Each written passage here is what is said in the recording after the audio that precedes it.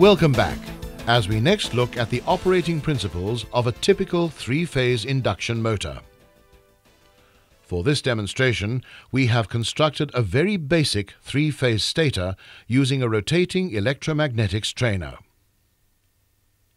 The stator poles are positioned at 120-degree intervals around an iron ring, which supports the field coils and pole pieces, as well as completing the magnetic circuit.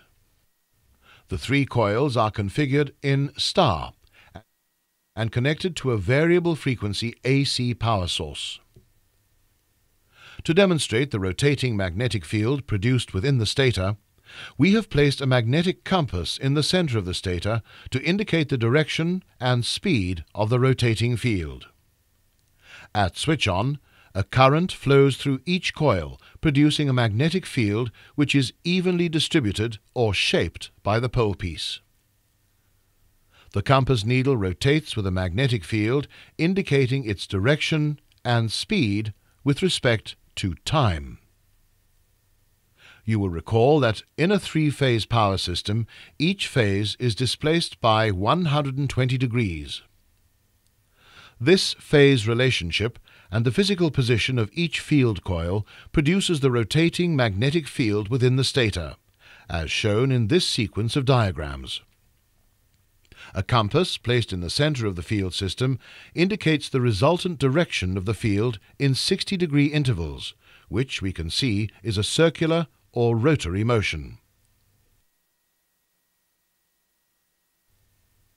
Now let's replace the compass with a squirrel cage rotor. Although this is only a model, it is built just like the real thing.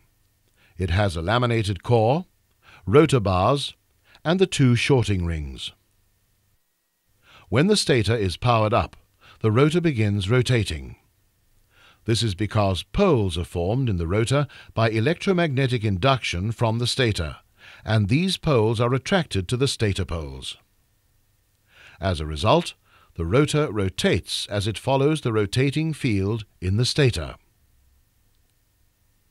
Now let's see what happens to our motor if we increase the frequency of the main supply.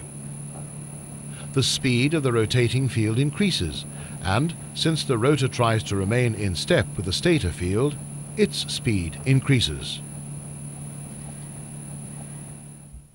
Here is another important point we should like to demonstrate. To change the direction of rotation, simply swap any two supply phases around. This changes the direction of rotation of the magnetic field, and since the rotor follows this field, it too will change its direction of rotation. This concludes our discussions on the operating principles of the three-phase cage motor. After the break, we will continue with electrical test procedures.